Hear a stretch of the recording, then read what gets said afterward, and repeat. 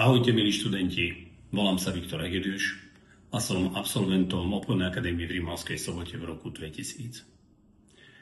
Po viac ako 20 rokov môžem povedať, že vlastním skupinu Agrosolum, ktorá pôsobí v poľnohospodárstve, energetike a doprave, s celkovým ročným obratom viac ako 10 miliónov eur a spolu so 40 skvelými kolegami.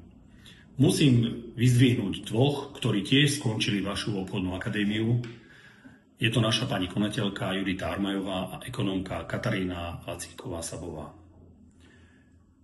Každý deň sa vracajú k základom, ktoré im boli poskytnuté pri štúdiu na vašej obchodnej akadémii, ktoré im poskytlo pevné základy do budúcna v manažmente a v riadení v našich spoločnostiach.